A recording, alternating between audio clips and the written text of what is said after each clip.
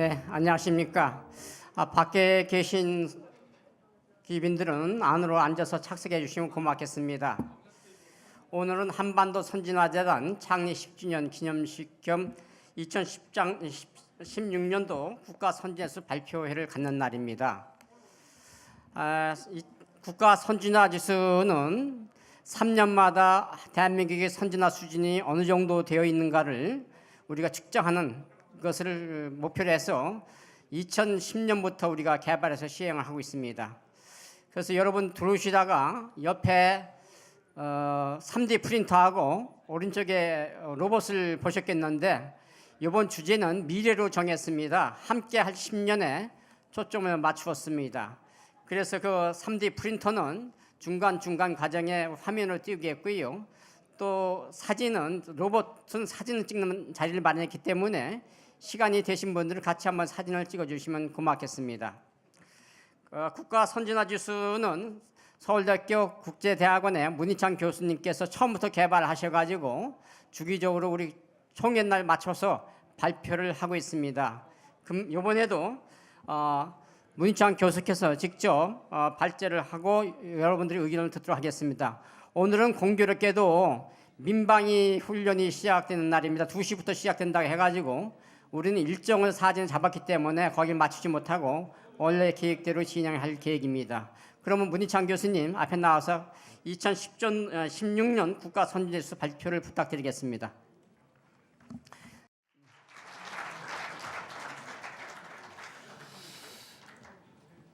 네, 여러분 반갑습니다. 서울대학교 국제대학원의 문희창입니다.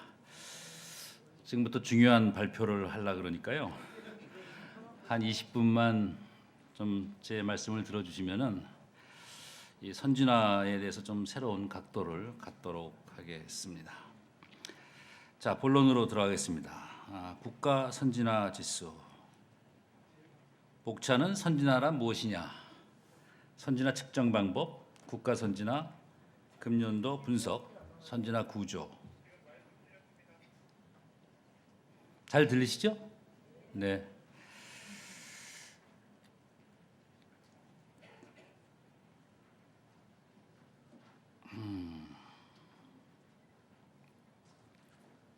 자, 이게 조금 예민해가지고요. 네. 자, 선진화 지수를 발표하는데요. 국가 선진화를 보는 시각이 많습니다. 마치 장님이 코끼리 만지듯이 어떤 사람은 경제적 접근법, 월드뱅크랄지 IMF는 주로 그렇습니다. 또 요새 이 회자되는 IMD, WEF는 경쟁력 접근법인데 사실은 경제 위주로 하고 있습니다. 정치적 접근법에 월드뱅크, 프리덤 하우스 이런 게 있고요.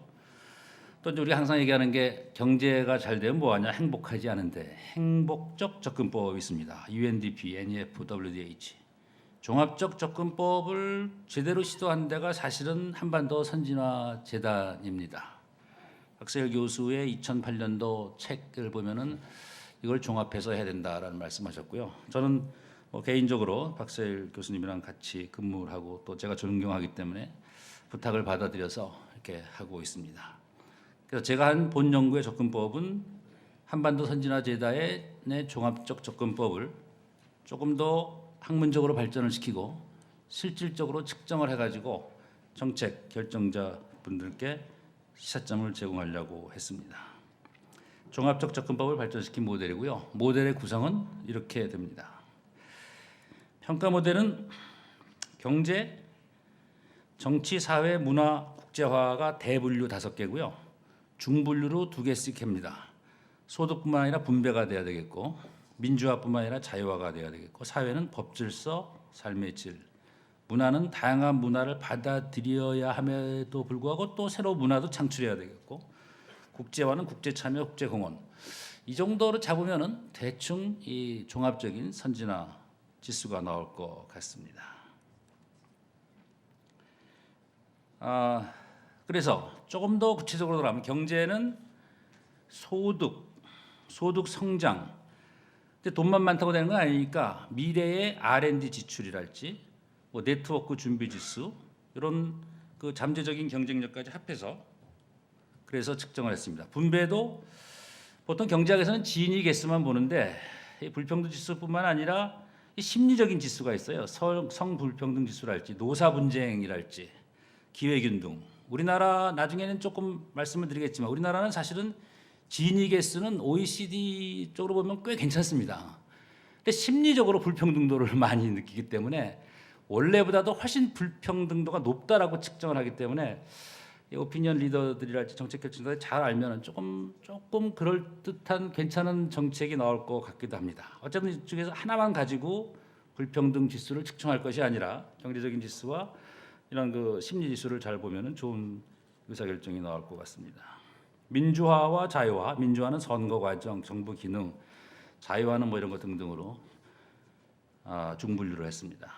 법질서가 좀 요새 문제인 것 같은데 법질서 준수, 부패 인지 지수 뭐 이런 건 이제 하나의 부분 집합으로 들어가고요. 윤리 경영, 개인 안전, 삶의 질, HDI, 인간 개발 지수, 뭐 공기 오염, 생활의 질, 사회적 보장 이게 이제 기타 설명이고 이게 서베이 데이터냐, 통계 데이터냐, 그다음에 데이터 출처 등등을 하고 뭐 이런 거 다 자세히 설명드릴 수는 없고요. 혹시 나중에 관심 있으신 분은 제가 연구 과정을 공개하도록 하겠습니다.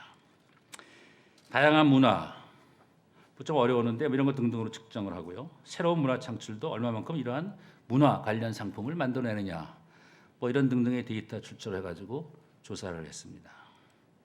국제 참여, 그다음에 국제 공헌, 우리가 얼마나 ODA에 얼마큼 하느냐 등등을 이런 데이터를 가지고 했습니다. 그런대로 상당히 컴프리헨시브하다고 볼 수가 있고요. 평가 대상국은 OECD 35개국 플러스 선발 개도국 중에서 꽤 잘 나가는 이런 국가 경쟁력 그 보고서에서 몇 번 많이 등장하는 나라들, 우리한테 관심 있는 나라들. 근데 OECD 35개국 중에서 사실은 선진국이라고 볼 수 없는 나라들이 있어요. 칠레랄지, 헝가리, 멕시코, 폴란드 이런 거는 월드뱅크랄지 IMF에서 한 번 이상 이 개도국으로 분류된 나라는 좀 뺐습니다. 그래서 OECD 35개 중에서 30개 정도를 일단 선진국으로 보고 여기에 조금 밑에 있는 5개 나라랑 다른 나라 해가지고 10개 정도를 선진개발도상국, 그래서 샘플 사이즈를 40개를 가지고 국가수를 40개 가지고 분석을 했습니다. 30개 선진국과 10개의 선발개도국, 지역별 분포는 이렇게 되고요.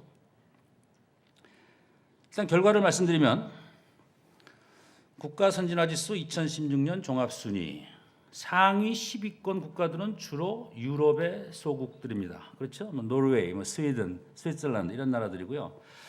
근데 우리의 관심사는 한국, 중국, 일본은 중하위권입니다. 한국이 27등이고요. 일본이 19등. 중국은 꼴찌입니다. 뭐 좀 깊이 들어가면 굉장히 재미나는 시사점이 나오는데 지금 시간이 없어서 좀 뭐 하긴 뭐하지만 또 중국이 그러니까 아직 선진국으로서는 좀 문제가 있다는 얘기인데 사실은 일본과 한국, 중국이 다 회자가 되는 나라인데 경제 발전은 좀 위협이 될 수 있지만 선진 지수는 낮다라는 얘기고요. 더 재밌는 거는 아시아의 4마리 용, 홍콩, 싱가포르, 한국, 대만도 중위권에 위치한 니스는 그 Newly Industrialized Economy, 그러니까 4마리 용이죠. 이런 나라들도 중위권에였기 때문에 역시 아시아 국가는 경제 발전 위주로 되지만 뭔가 종합적인 품이 있는 선진화에서는 조금 떨어지지 않느냐. 우리 상식과 다 맞아떨어지는 건데 여기 데이터가 다 입증을 할 수가 있습니다. 그래서 국가선진화지수 2016년 종합순위를 보면 우리나라가 중간이에요. 국가선진화지수가 중간이고 뭐 1, 2등 정도 오르락내리락 하니까 거의 전기 대비 순위 변동이다. 그러니까 뭐 어떻게 보면 중진국 트랩이냐, 경제뿐만 아니라 선진지수도 이게 좀 치고 올라갔으면 좋겠는데 아직은 중간 그룹에서도 사실은 맨 밑에 있습니다. 국가선진화지수 중간 그룹에서 맨 밑에 클러스터 분석을 해봤더니 이렇게 나오고 있고요. 좀 더 세밀하게 보면은 부문별 순위 변동 역시 한국 위주로 하겠습니다.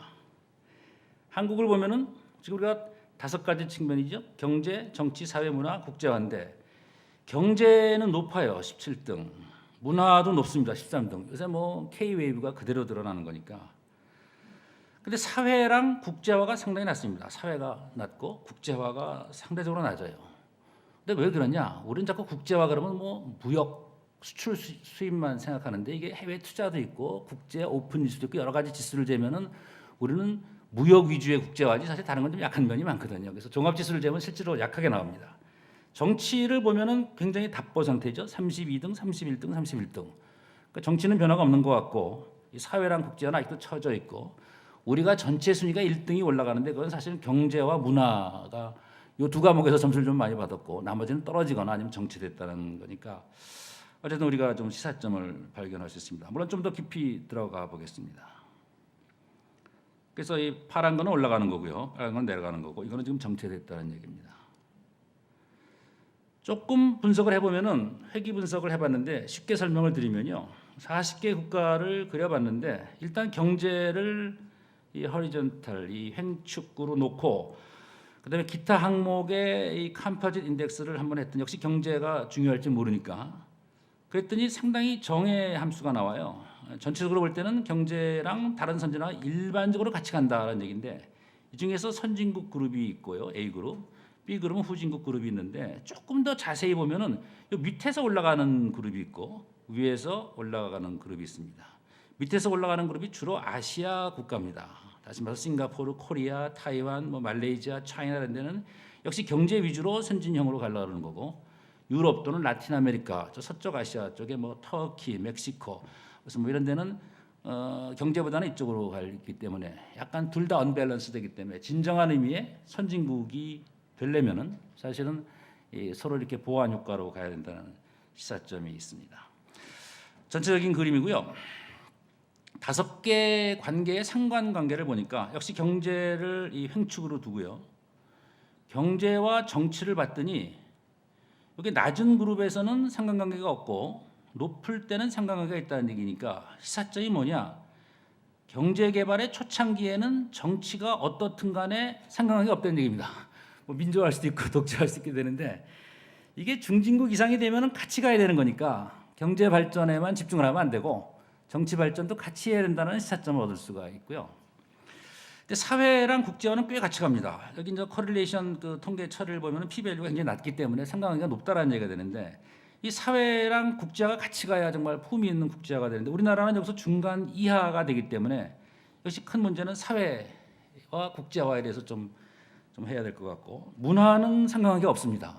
관계가 없는데 우리는 다행스럽게 문화도 높으니까 이게 다른 거를 조금만 더 잘하면은 문화가 옆에서 서포트 해줘가지고 약간 좋은 시나리오를 보면은 상당히 그 좋은 시나리오를 그릴 수 있지 않나 이렇게도 한번 생각을 해볼 수가 있겠습니다. 어쨌든 한국에 대한 시사점은 한국은 선발 개도국에 비해서 선진화의 5가지 측면에서 모두 높지만 선진국에 비해서는 이런 데서는 특히 약한 편이니까 일단 사회랑 국제화가 조금 걸리네요. 자, 선진화 구조 분석을 보겠습니다.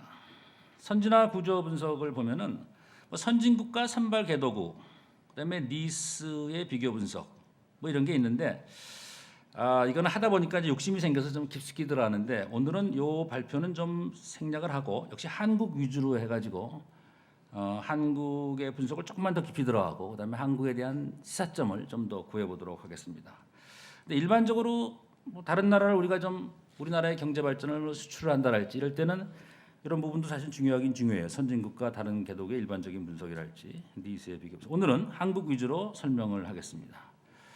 선진국과 선발 개독 좀 지나가도록 하겠습니다. 이거 지나가고요. 이것도 지나가고 이것도 지나가고 이것도 지나가겠습니다. 한국 위주로 하겠습니다. 그러니까 한국의 부문별 현황을 보면은 지금까지는 전체를 봤는데 부문별 현황을 보면은 대분류 5개, 중분류 10개라 그랬죠. 대분류 5개를 보면은 3년 전이랑 비교해서 2013년 지난번 연관과 비교해서 이게 파란 게 좀 좋아진 거고요. 빨간 거는 이제 경고 표시니까 나빠진 겁니다. 요거는 수은이고요. 3차원을 2차원 그래프에 그린 건데 여기 수은이랑 순위 변동이랑 그다음에 그래서 이거를 이제 문화랑 경제가 좋아졌고요. 역시 사회랑 국제화가 떨어졌습니다. 요거는 이제 순위가 4등이 올라갔다는 얘기고 이거는 순위가 5등이 올라갔다는 얘기. 대분류가 되고 10개로 나눠서 중분류로 들어가면은 이렇게 됩니다. 중분류에서 놀랍게도 분배가 높습니다. 3년 전에 비해서 5등이 올랐어요. 우리 사회에서는 맨 분배가 안 된다 그러는데 어쨌든 이 경쟁력이라는 게 절대적인 경쟁력이냐 상대적인 경쟁력이냐고 보기 때문에요. 사실은 제가 얼마 전에 어떤 외국 언론이랑 인터뷰를 한 적이 있는데 거기서 그런 말을 하더라고요. 외국 언론을 보면은 한국 경제, 한국 기업이 굉장히 잘 나가는 걸로 많이 나오는데 한국 언론을 보면은 곧 내일 망할 것처럼 신문에 나오는데 어느 게 맞냐고 물어보더라고요. 그래서 제가 궁여지책으로 둘 다 맞다 했죠. 그 왜 둘 다 맞냐? 객관적으로 상대적으로 볼 때는 우리나라가 다른 나라보다 좀 잘하는 게 있는데 우리 주관적으로 볼 때는 아직도 만족을 못해. 아직도 우리는 배가 고프다. 그래서 우리는 현실에 만족을 안 하니까 잘하면 더 발전할 수 있다. 이런 일본의 잃어버린 10년, 20년은 너무 현실에 만족을 해가지고 지금 한 게 아니냐. 뭐 이렇게 한번 설명한 적이 있긴 있습니다. 그래서 어쨌든 뭐 분배를 잘한다는 것이 아니라 어쨌든 상대적으로 분배는 지난 3년에 비해서 5위로 늘어났는데 여기서 분석이 끝나면은 좀 불안하고요. 깊숙이 들어가면은 그래도 문제가 있다는 겁니다. 그 다음을 보면은 한국에 대한 시사점을 한국과 선진국 30개국 평균을 비교했더니 선진국 한국 뭐 1분의 2 빼기 1에서 이제 상대적인 비교를 봤더니 요게 0을 기준으로 요게 선진국 평균이고요. 우리나라가 이게 대부분 왼쪽은 다 마이너스가 낮다라는 얘기입니다. 선진국 평균보다. 오른쪽이 괜찮다는 얘기인데 소득은 선진국 평균보다 오히려 낮고 새로운 문화 창출도 낮죠. 한류 때문에. 근데 분배는 아직도 다 마이너스이기 때문에 상대적으로 우리가 몇 등 오르긴 올랐지만 아직 선진국 수준에는 못 간다라는 얘기죠.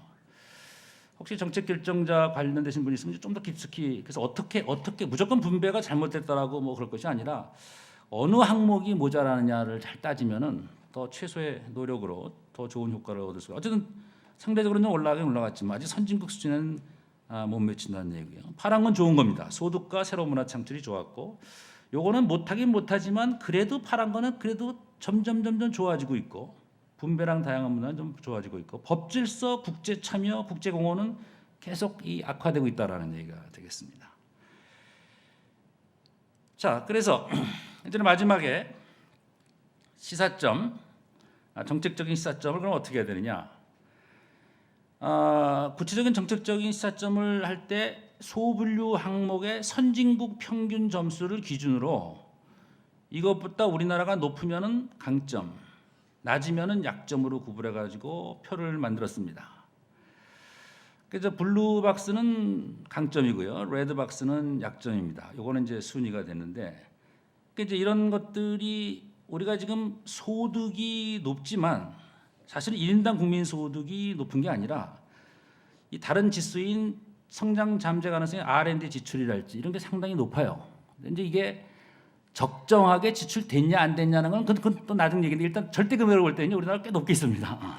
얼마 전에 블룸버그 보면 우리나라가 1등이 되고 그래요. 그래서 좀 우리가 약간 갸우뚱하긴 하는데 어쨌든 절대 액수는 지금 상당히 많이 하고 있는데 그것이 과연 가장 효율적으로 투자하냐는 거에 대해서 그건 별개 문제가 되고요. ICT 네트워크 지수가 그렇고요. 성장 지수도 선진국에 비해서는 뭐 그렇습니다. 물론 중국이랑 비교하면 뭐 안 되긴 하지만은. 근데 분배도 아까 잠깐 언급이 됐지만 진위 개수는 아주 미세하지만 사실은 그렇게 나쁘지 않아요. 또 전 세계 40개국 중에서 13등이나 하고. 근데 가장 큰 문제는 밑에 그 기회긴등에 대해서 또 성불평등 지수, 노사 분쟁 이런 것이 노사 분쟁 이유가 다 가장 근본적인 거는 뭔가 불평등하다는 것이 원인이 되는 이런 약간 심리적인 지수가 상당히 높기 때문에 그게 이제 뭐 압축 성장의 결과다. 엊그제만 하더라도 비슷한데 왜 저 사람은 잘 살고 나는 못 사는 이런 등등이 있지만은 경제학적으로 나오는 진위 개수는 그렇게 나쁘지는 않습니다. 물론 선진국보다는 좀 부족하긴 하지만 그래서 분배의 불평등의 원인을 조금 더 극세 분류까지 들어가면은 사실은 그 아주 효율적인 정책적인 시사점을 받을 수가 있고요. 그다음에 사회보장 괜찮고요. 인간개발 지수도 괜찮습니다. 그다음에 새로운 문화 창출에 꽤 언론의 자유가 구체적으로 어떻게 될지 모르지만 일단 겉으로 나타난 것은 괜찮기 때문에 뭐 이런 이 파란 것들은 장점이 되고요. 그다음에 이 빨간 것들이 단점이 됩니다. 그럼 우리나라는 어떻게 해야 되겠느냐? 일단 선진국이 된다라는 목적을 잡으면은 강점을 강화하고 약점을 보완하면 됩니다. 그럼 뭐 강점을 다 강화하려면 뭐 경제학의 기본이 제한된 리소스를 효율적으로 사용해야 되는 거니까 뭐 돈이 다 있으면야 뭐 무슨 문제가 있겠어요. 경제학이라는 게 없습니다. 경제학이라는 게 이 돈이 한계가 자원이 한계가 되는 거기 때문에 그래서 단기 전략, 중기 전략, 장기 전략 급한 거랑 뭐 한 거랑 그다음에 쉬운 거랑 뭐 그 베이타 코에피션트도 해가지고 얼마만큼 임팩이 있느냐 등등을 따져가지고 뭐 매트릭스를 그려서 할 수는 있는데 지금 그렇게까지는 못 하고요. 일단 간단히 설명을 하면은 강점 강화 전략이고요. 그다음 페이지는 약점 보완 전략입니다. 근데 강점을 조금 더 강화를 해야 돼요. 돈이 너무 많이 들거나 힘이 들면 안 되겠고요. 최소의 노력으로 최대의 효과를 얻어야 되는 거니까. 그럼 어떻게 하면 최소의 노력을 해야 되느냐?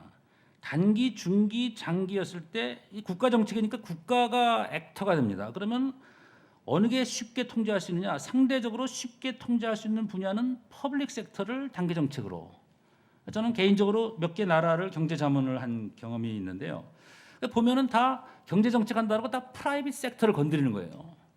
프라이빗 섹터가 나쁜 사람이다 그래가지고 사실은 아니잖아요. 프라이빗 섹터는 자기 섹터가 아니니까 자기부터 고쳐야 되는 거니까 퍼블릭 섹터를 고칠 수가 있는 거예요, 사실은. 그래서 사실은 이 프라이빗 섹터를 장기로 놓고 퍼블릭 공공 부분을 단기로 해야 되는데 대부분 자꾸 이게 장관님도 회의했을 때 말이야. 자꾸 기업이 바꾸라고 국민이 바꿔야 된다는 얘기가 되기 때문에 먼저 퍼블릭 섹터를 건드려야 됩니다. R&D 지출을 좀 더 많이, 좀 더 효율적으로 네트워크 진출, 분배 지수, 뭐 사회 보장 이런 것이 좀 강화할 수 있는 거고요. 근데 뭐 삶의 질, 문화 창출 이런 거는 프라이빗 섹터니까 제외하기로 했는데, 자, 뭐 이렇게 할 수도 있는데, 제가 사실은 뭐 여러분들 뭐 여기 훌륭하신 분들이 뭐 상당히 많은데 제가 이게 좀 보니까. 이게 전략이 좀 다르더라고요. 저는 국제 경영 전략을 전공을 하고 있습니다. 비교 우위론. 그러니까 이게 성장할 때는 비교 우위론이에요. 개발도상국이 경제 발전하려면은 비교적으로 많은 걸 집중적으로 하죠. 뭐 인건비가 싸다거나 이러면은 그냥 성공하는데 선진국이 되면은 비교 열의가 있으면 안 됩니다. 비교 열의가 있으면 망하는 거예요. 그 지금 갤럭시 노트 사건도 장점이 엄청나게 많은데 단점 한두 개 때문에 망하는 거거든요. 뭐 망하지는 않겠지만 뭐 도요타 리콜 사태도 그렇고 사람도 그렇지 않습니까? 성장할 때는 뭐 장점이 있으면 위에서 끌어주고 잘하는데 이게 장관님이 되고 CEO가 되려면 이게 스캔들이 없어야 되고 약점이 있으면 안 된단 말이에요. 그래서 선진국이 될수록 약점 보완 전략이 강점 강화 전략보다 많다 이거예요. 그러니까 제품이 복잡해지고 기술이 고도화되면서 그래서 혼자 하면 안 되고 다른 데서 하면서 약점을 보완한다라는 얘기인데요. 제가 한마디만 더 말씀드리면은 이 아이폰 같은 걸 보면은 뒤에 Designed by Apple in California, 그다음에 Assembled in China가 이 경영적으로 굉장히 의미가 있습니다. 왜냐하면은 중국에서 옛날에 10년 전에 만들 때는 Made in China를 이게 잘 인정을 안 했잖아요. Made in Korea도 인정을 안 했는데 스티브 잡스가 걱정하지 말아라. Designed by me in Silicon Valley. 내가 하나를 다 디자인하는 거니까 약점이 없겠다라는 상당한 의미가 있어가지고요. Made in China 제품이 아닌 것처럼 보인단 말입니다. 어쨌든 약점 보완 전략을 잘 해야 선진국에서 사고가 안 날 것 같으니까 강점 강화보다도 약점 보완을 해야 되는데 지금 단기적으로 보면은 우리가 약점인 선진국 평균보다 낮은 뭐 개인 안전, 법 질서 준수, 부패 인지 지수 우리가 맨날 얘기하는 거지만 어쨌든 이런 것이 낮습니다. 법 질서 같은 건 상당히 낮죠. 얼마 전에 미국 친구가 얘기하는데 한국 뉴스를 봤더니 경찰서에 무슨 술 먹은 사람이 들어와서 막 폭행하고 순경을 때리고 그러니까 순경이 뭐 왜 그러냐 그러는데 자기는 그게 이해가 안 된다 그러더라고요. 이해가 안 되잖아요. 경관은 이 law enforcer가 되는 건데 어쨌든 뭐 그런 것 등등이 아직 우리가 선진국 수준이 아닌 것 같고요. 물론 그것의 원인이 우리가 좀 뭐 원죄도 있긴 있죠. 옛날에 또 워낙 권력기관이 워낙 힘이 셌었으니까 어쨌든 그런 것 등등 잘 보면은 그런 것이 좀 없어야 사람들이 덜 불안함을 느끼는 겁니다. 싱가포르 같은 경우 발전을 가보면 굉장히 법이 센데 그 뭐 너무하지 않냐. 옛날에 보면은 여기는 가장 사업하기 좋고 가장 안전하게 가장 사업하기 좋은 분위기를 만든다라는 얘기입니다. 물론 뭐 거기를 뭐 완전히 벤치마킹하는 건 아니지만 어쨌든 이런 것들이 우리가 문제가 되고요. 이게 선진국 되면서 우리가 너무 경제 위주로 됐기 때문에 이런 걸 좀 정리할 필요가 있고요. 민주화도 어떨 때 보면 너무 민주화인 것 같고 세상에 이렇게 민주화할 수 있나? 어떨 때 보면 뭔가 좀 불안하고 자유화도 대단히 뭐 자유인데 법의 공정성이랄지 효력 등등이 좀 문제가 있어가지고 언론에서도 좀 부각 너무 좀 과장하는 면도 있긴 있지만 어쨌든 아직 이게 뭔가 이렇게 우왕좌왕하면서 발전하는 것 같은데 조금 이제 안정화시킬 필요가 있지 않느냐. 중기적으로는 국제공헌, 국제 참여를 좀 더 적극적으로 해야 되겠고요. 분배 이런 거 기회균등, 진위계수는 그런 대로 되고 우리가 마음대로 컨트롤도 안 돼요. 진위계수는 건 정책으로 되는 것도 아니지만 기회균등이랄지 성불평등이랄지 노사 분쟁은 뭐 타협과 협상, 정부 정책에 의해서 상당히 조정이 가능하다고 봅니다. 그래서 단기 중기는 주로 퍼블릭 섹터가 먼저 우리가 바뀌고 이제 그 다음에 뭐 장기적으로 볼 때는 프라이빗 섹터까지 아우르는 뭐 이렇게 약점을 보완하면 지금은 중분류지만 이걸 조금 더 세분류로 나가면은 구체적인 이 정책이 나올 수가 있습니다. 자, 결론 내리겠습니다. 결론은 본 연구의 방법론은 분석 모델. 여태까지의 평가 모델은 주로 경제 측면을 강조했지만 지금은 경제 포함해서 5개로 간 거고요. 그다음에 국가 간, 그룹 간, C계열 분석. 여기서 지금 오늘 다 설명을 못했지만 어쨌든 아카데믹한 걸 좀 집어넣어서 분석을 해봤습니다. 일반적인 시사점을 셋으로 나눠서 선진국, 선발개도국, 아시아의 4마리용. 선진국은 전통적 서양 선진국은 이거는 뭐 종합적으로 발전했습니다.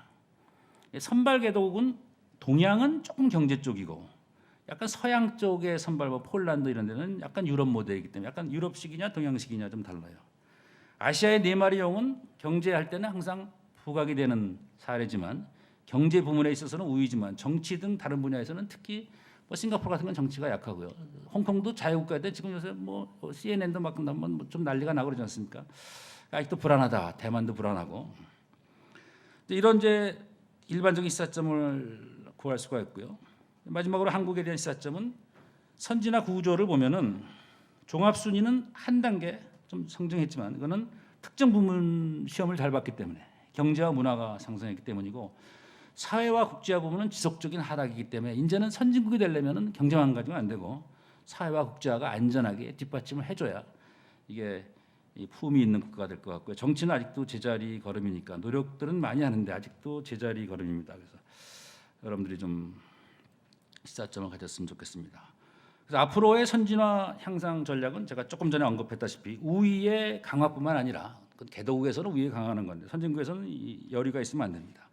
여리의 보완을 통한 균형 발전을 이루어야 진정한 선진국에 진입할 수 있고요. 어떻게 해야 되느냐? 저도 뭐 경영 전략을 하는 사람이지만 뭐 맨날 그 브레인스토밍 해가지고 아이디어만 얻을 것이 아니라 사실 선진국의 좋은 사례가 많거든요. 또 다른 나라의 실패 사례도 있고 그러니까 역시 꾸준히 그런 면에서 공부를 해야 될 거라고 생각이 되고요. 이를 위해 선진국가의 지속적인 비교 분석을 통해서 효율적인 제도와 정책을 수립해서 우리의 강점은 쉽게 강화시키고 약점을 보완하는 그렇게 진정한 선진국이 됐으면 좋겠고요. 우리 선진화 재단에서 도움을 주셨으면 좋고 여러분들 10주년 기념식을 축하드립니다. 고맙습니다.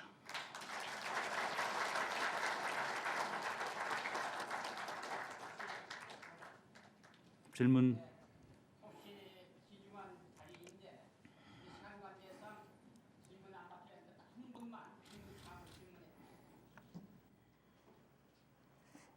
네, 가장 간단하게 에센스만 질문해 주시고 고맙겠습니다.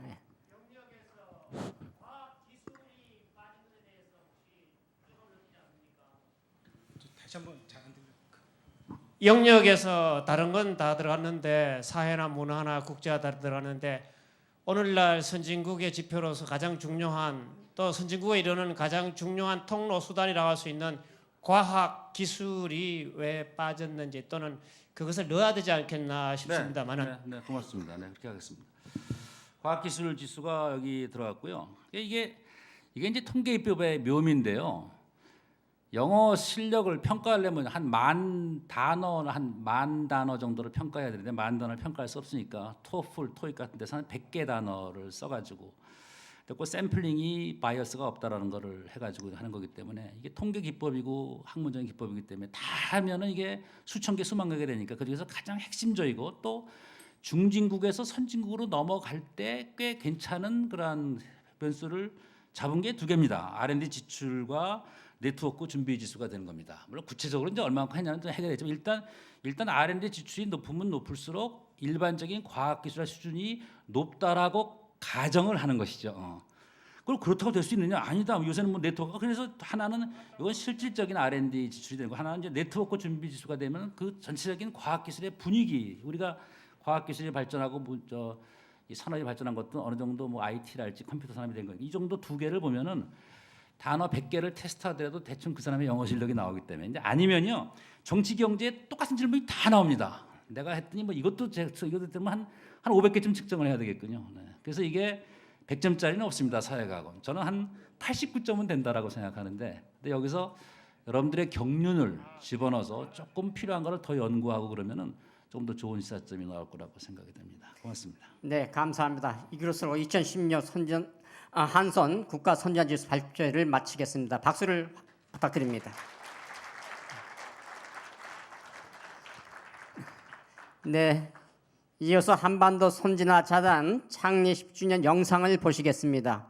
영상 부탁드립니다.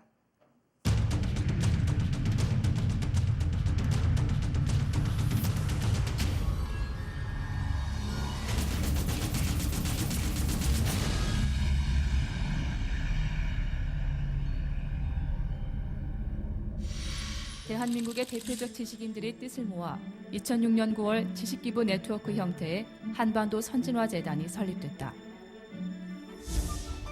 한반도 선진화 재단은 공동체 자유주의를 가치 이념으로 국민과 더불어 역사와 함께 세계를 향해 나간다는 움지를 품고 선진화와 통일을 위한 정책 개발을 목표로 출범했다. 출범 이후 한반도 선진화 재단은 시대의 화두와 종합적인 국가 전략을 개발하는 민간 싱크탱크로 왕성하게 활동했다. 균형 잡힌 시각으로 정책을 개발하고 공론화시켜왔다. 이 산업화 민주화에 성공한 소위 근대화 혁명에 성공한 아주 대단히 훌륭한 나라로서 등장을 했는데 그 사이에 여러 가지 부작용도 있고 그래가지고 2000년대 들어오니까 이 산업화 민주화의 부작용이 많이 일어나는 거예요. 경제 빈부격차가 커지고 그래서 이런 문제를 다 풀어서 한 단계 대한민국을 업그레이드하는 것이 선진화란 말이지. 이제 선진국이 돼야 된단 말이에요. 그래서 선진화와 통일이 우리가 국가의 중요한 과제고 목표고 우리가 풀어야 될 가치다. 이렇게 이제 뜻을 모아서 2000년대 초에 의견을 모으다가 2005년 지나서 2006년에 한반도 선진화 재단을 교수님들하고 몇몇 뜻 있는 분들이 모아서 이제 대한민국을 선진화시키고 그다음에 통일시키기 위해서는 우리 민간의 지적인 역량, 민간의 집단 지성을 모아서 우리가 답을 만들어서 국민들한테 보고드리고 정치권한테도 알려드려서 대한민국이 조금씩 선진국과 통일의 시대를 여는 그런 시대, 나라로 만들어 나가야 되겠다 하는 게 우리가 이걸 만든 아주 시작입니다. 그 근본 기본적인 취지다 이렇게 말씀드릴 수 있습니다. 지난 10년간 한반도 선진화 재단이 대한민국에 던져온 화두는 무엇인가?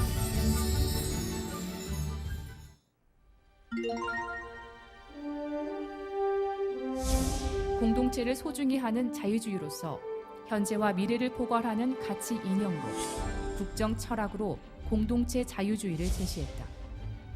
중국 등 외국 학자들도 관심을 보이면서 국제 세미나도 개최했다.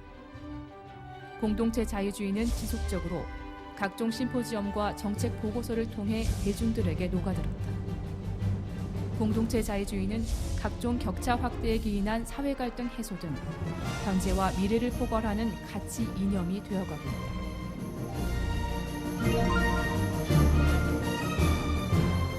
선진화는 산업화, 민주화 이후 방향을 제시하는 국정지표로 폭넓게 받아들여졌다.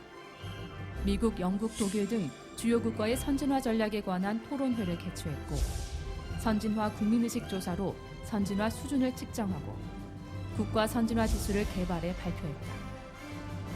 2008년 이명박 정부의 국정 철학과 시대의 화두로 선진화가 책정되는 쾌거를 이루었다.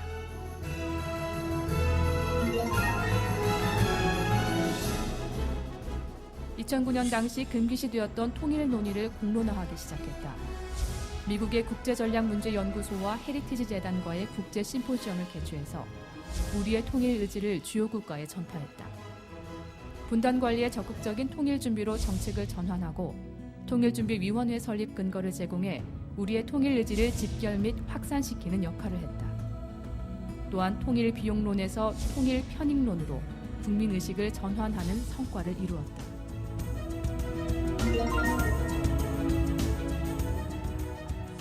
우리 후손들에게 물려줄 올바른 역사 인식의 중요성을 강조했다. 한국사 교과서의 근본적 문제 제기와 교과서에 투영된 북한 역사관의 문제점을 꼬집어 한국사 교과서 논쟁의 점화를 유발했다.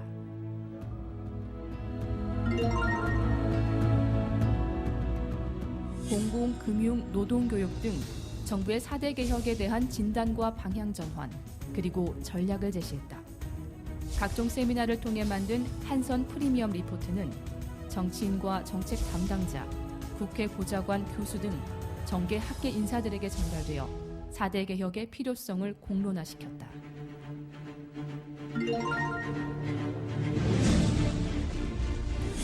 한국 정치의 고질적 병폐인 패거리 정치, 감성 정치의 이미지 정치와 포퓰리즘 정치, 파당화 정치, 이익 정치를 혁신하고 한국 정치를 가치 정책 중심의 정당 정치로 탈바꿈할 수 있도록 노력했다. 정권 투쟁형 정치에서 국가 경영형 정치로 거듭나도록 여론 형성 세미나를 비롯해 현직 정치인들에게 직언을 멈추지 않았다.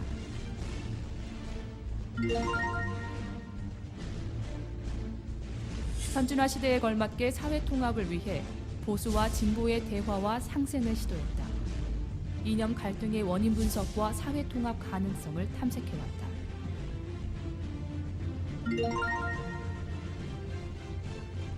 방어 중심의 국방 안보 정책에서 공세적 정책으로 전환할 수 있도록 촉구했다. 특히 북핵에 대한 선제 타격, 미사일 방어, 불가피시 핵 개발 필요성을 제기했다. 4차 핵실험 이후 유엔의 대북 제재 강화와 개성공단 폐쇄의 필요성을 강조했다.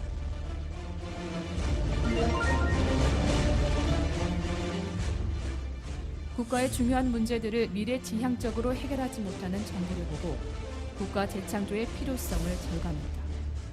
정부 운영의 틀을 바꾸는 수준의 정부 재창조를 통해서 제4차 산업혁명과 통일을 이루는 정부가 되어야 한다. 그 방향성을 담을 수 있는 기본 틀로 스마트 성장, 포용적 사회 발전, 지속 가능한 한반도로 구성된 국가 재창조 3대 전략을 제시했다.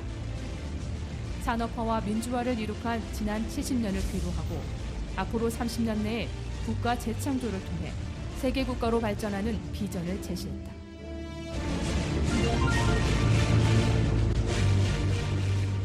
제조업과 정보통신 기술을 융합한 제4차 산업혁명을 주제로 2016년 연중 세미나를 개최했다. 제4차 산업혁명을 선점하기 위한 각국의 경쟁에서 우리나라가 뒤지지 않고 선도하기 위해서이다. 혁신 생태계, 교육, 금융, 바이오 헬스, 고용노동, 국방통일 등 각 분야 최고 전문가들을 모셔서 시대의 흐름을 읽고 국가 미래를 위해 꼭 풀어야 할 정책 과제를 다루고 있다. 한선재단은 대한민국의 민간 싱크탱크를 대표하고 있다. 하지만 여전히 중대한 과제가 남아있다. 한반도 통일과 대한민국 선진화를 위한 난제가 수두룩합니다. 저희 재단은 손쉬운 해법보다는 당장 어렵지만 꼭 필요한 올바른 대안을 찾아내어서 사회적 공감대를 확산할 수 있도록 온 힘을 기울이겠습니다. 지난 10년간 힘차게 달려온 한선재단. 앞으로 선진화를 위해 정치와 정부개혁, 공공부문 등 4대 개혁을 비롯한 다양한 분야에서 개혁의 골든타임을 놓치지 않도록 정책 제언을 해나갈 것이다. 과학기술 역량 제고의 인적 자본, 신사회 정책 등 다양한 분야에서 든든한 대한민국이 될 수 있도록 미래의 밑그림을 그리겠다.